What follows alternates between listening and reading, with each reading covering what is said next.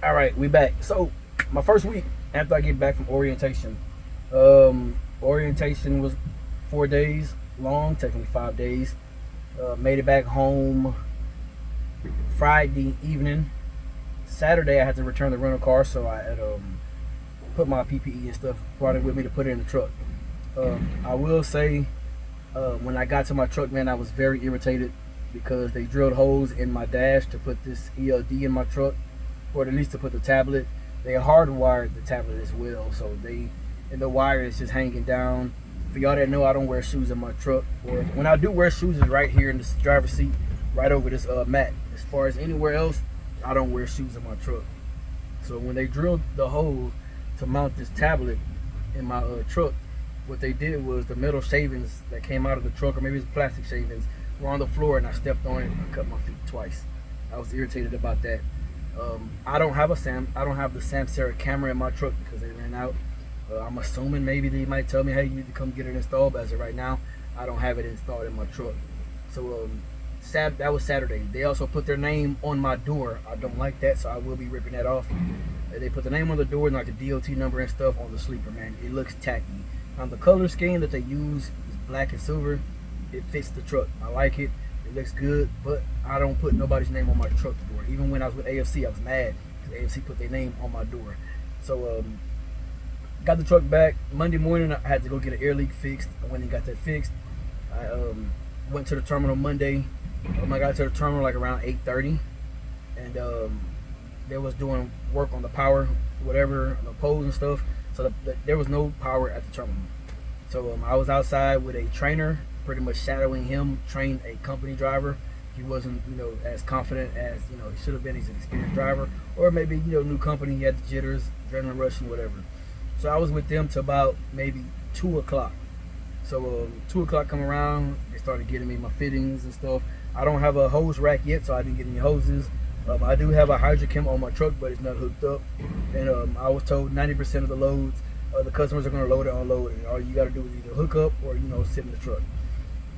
So finally meet the dispatch around 2:30, man. I'm like, hey, I've been ready to go to work since 8 o'clock this morning. That day, they didn't have anything for me to do. I was already irritated because I'm like, hey, I'm here to work. Guy comes in, hey, man, I got an ISO tank picking up in Alvin, going to Shreveport. I went ahead and did that load. I had the bobtail out to Alvin, pick up the ISO, take it to Shreveport, get it unloaded, and then drop the ISO back down in Alvin. That was my first run on the ISO. That was pretty smooth. I was irritated because I asked the dispatcher if I could deliver early. He said no. Come to find out, I could have.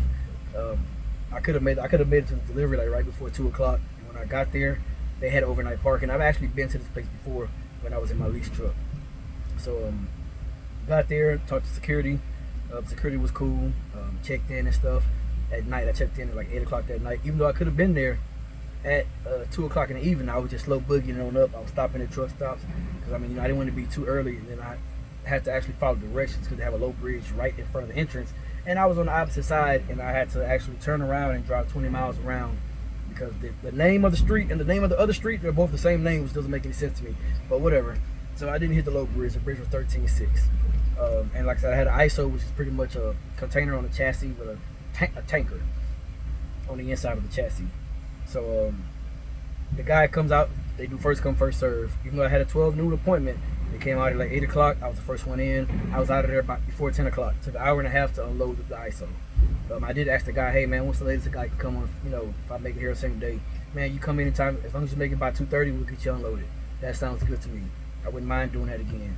So I did that load, and then that was actually an overnight run because I slept out there. So Wednesday, as I'm coming back, I'm blowing up dispatch, man.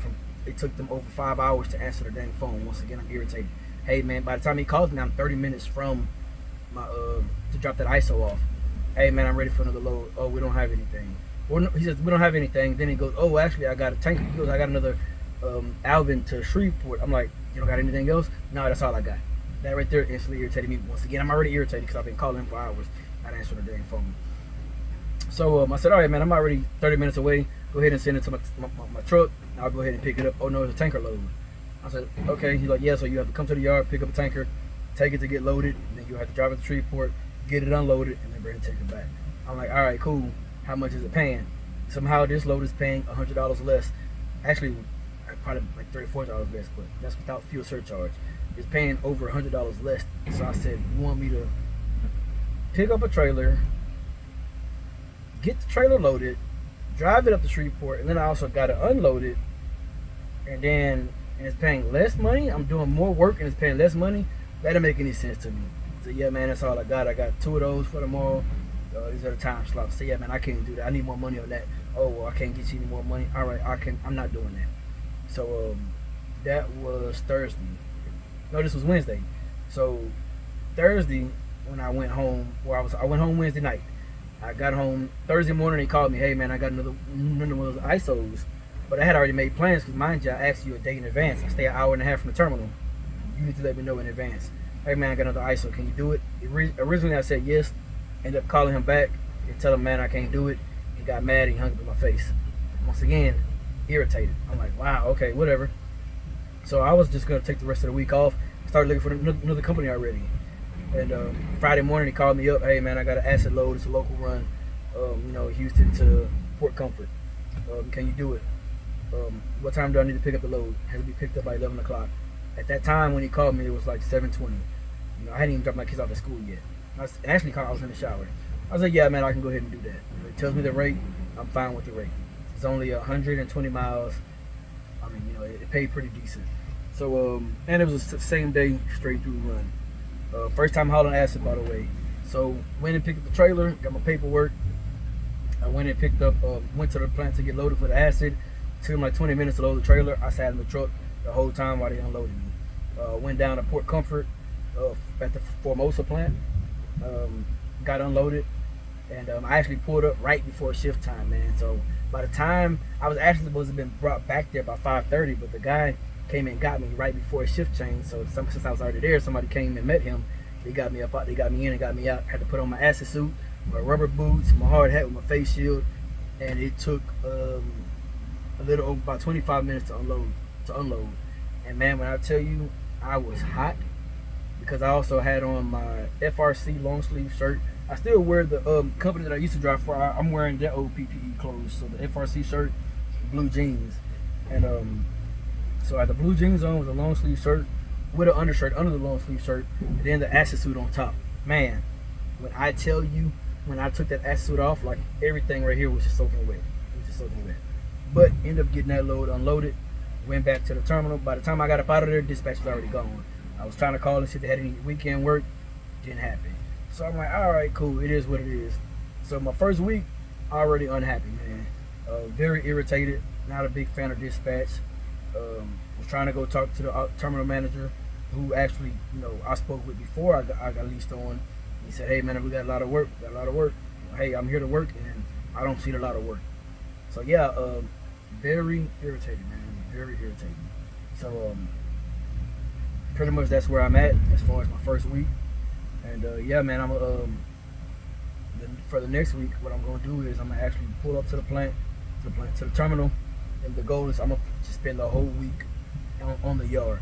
If they have the work, or if I do a load and I'm done, instead of going home, I'm gonna just stay at the yard, so I'll be already there the following morning instead of me having to get up. Driving home late in the evening, get up early in the morning to come to the terminal. So yeah, that's pretty much where I'm at. Excuse me. So my first week's gross was, what was that? Hold on. I think I was right at $3,000. $3,000, maybe 700 miles gross. 3,700 miles, and that's including the fuel surcharge. So I get 65% of the line haul, and I get 100% of the fuel surcharge, if I'm not mistaken. I don't know, man. I'm trying to stay positive. But yeah, my goal, honestly, is really just to make about, if I can bring home 3,500 after expenses, I'll be satisfied. The acid load that I did, I wouldn't mind doing one of those a day, but they only request acid on Thursdays and Fridays. The Shreveport runs, wouldn't mind doing one of those a day, or one of those Monday, Tuesday, Wednesday with acid, Thursday and Friday. But I mean, you just have to have it in mind. You have other drivers. I'm not the only driver here, so I'm telling myself to calm down. Speaking to my older brother, he was telling me to die down on being myself, because apparently I come off a little aggressive. And, that might be true. I'm just a little more straightforward than most people. But anyways, man, it's been 10 minutes. I'm going to get up off of here. But any questions or concerns, drop it in the comment section below. If you want to get in contact with me, send me an email at truckingwiththebigdaddy@gmail.com. Subscribe to the channel, like the video. Catch y'all in the next one.